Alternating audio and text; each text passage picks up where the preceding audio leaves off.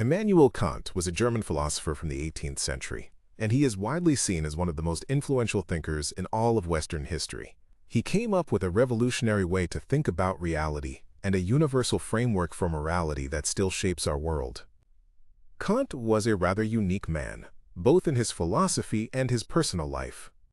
He was incredibly disciplined, famously predictable, and lived a modest life that allowed him to produce some of philosophy's most important texts. In Kant's hometown of Königsberg, he was so famously routine that he took his daily walks at the exact same time every afternoon. The townspeople didn't even need to check their clocks. They could just look out the window and see Kant passing by to know the time. That's why Kant's personal life is often seen as a reflection of his philosophy: structured, disciplined, and focused. His strict pietist upbringing deeply shaped his moral views. This disciplined lifestyle wasn't just a personal quirk. It was the engine that allowed him to teach, host intellectual gatherings, and write his groundbreaking works like the Critique of Pure Reason. Kant was a revolutionary philosopher who lived a famously unrevolutionary life. He was a thinker who transformed our understanding of knowledge and ethics, but maybe also a man whose incredible discipline was the secret to his genius. If the world as we know it is just an appearance, if the true nature of things is unknowable, then how can we have any certain knowledge? Isn't Kant just trapping us inside our own minds, saying we can't know anything for sure? Well, not exactly. Our experience of the world is shaped by our minds. Let me use a different word instead of shaped. Structured. The world we experience is structured by our own consciousness. And we, as thinking subjects, are the ones doing this structuring. So, if we were able to truly understand our own minds, we would also be able to understand the universal rules of all possible experience. So what does Kant say we know for sure? He points to the most basic things about our experience: space and time. That's the most fundamental framework for us. Everything happens somewhere and at some point. If we ask the question, where do space and time come from? You might be tempted to say, they're just there. They're the box the universe sits in. But why do we perceive everything this way? Why space? Why time? We know how our experience is ordered, but we don't know why it's ordered this way. And to that why, Kant has a radical answer: our own minds. It is our mind that provides the structure. He states that if we were to remove ourselves as subjects, then all relations of objects in space and time, indeed space and time themselves, would disappear. They aren't things that exist out there on their own, but are instead the very forms of our intuition. Okay, I know this idea might sound strange, because in our everyday lives, we don't think about morality like this. We don't usually stop and ask if our actions could be a universal law. We think in terms of if-then. If I want to pass the exam, then I have to study. We see morality as rules to get what we want, not as a universal command that applies to all of us. But Kant says that's not what true morality is. He argues there's one core principle that applies to everyone, no matter what you want personally. He calls it the categorical imperative. In his groundwork of the metaphysics of morals, he puts it this way: act only according to that maxim, whereby you can at the same time will that it should become a universal law. When he says universal law, he doesn't just mean it's a nice idea. He means you have a duty to follow it, regardless of the consequences. Can you imagine if, before you told a little white lie, you had to think, I'm about to act on a rule that says everyone should lie whenever it's convenient? That would be pretty weird. And yet, that's exactly the test Kant wants us to run. If everyone lied, the very idea of trust would fall apart, and your lie wouldn't even work. The system would collapse. So we're not just acting for ourselves, we are legislators of a universal moral law. This isn't just about rules, it's about people. He had another way of saying this: always treat people as ends in themselves, never just as a tool to get what you want. When we follow this duty-based morality, we are all members of what he called a kingdom of ends, a community where we all create and follow these universal laws together.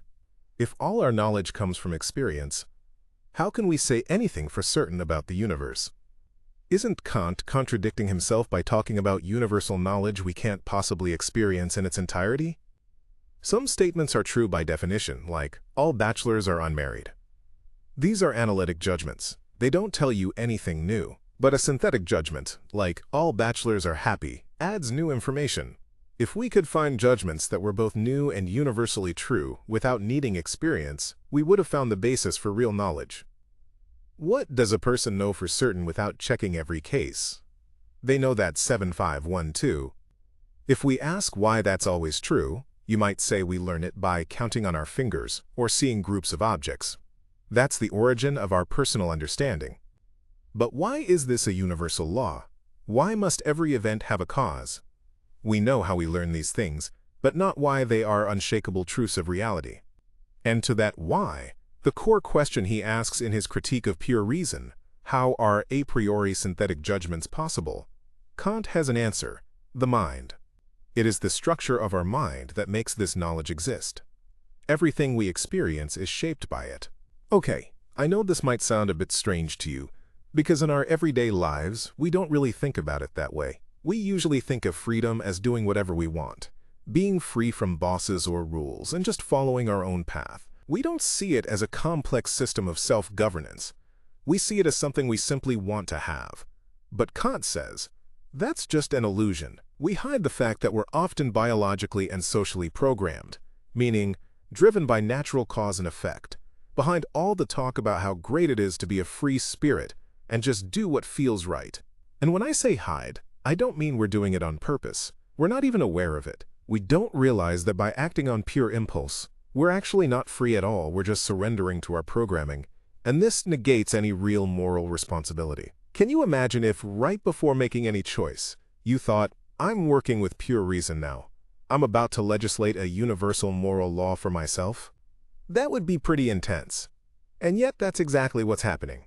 This ability to give ourselves laws is what Kant calls autonomy. As he says in the Metaphysics of Ethics, freedom is the alone, unoriginated birthright of man, and it's our independence from the will and coaction of every other. Each of us is an individual rational agent. And when we decide to act based on reason, when we decide to be truly autonomous, we aren't aware that, in fact, we're just instruments of reason itself, which uses us as a way to build a just society where everyone's freedom is respected. The sublime Kant talks about isn't just beauty on a grander scale.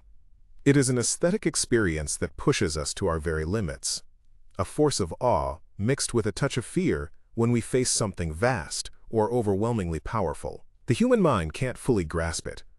Our senses have their limits, and the mind can't truly picture the sheer size of the cosmos.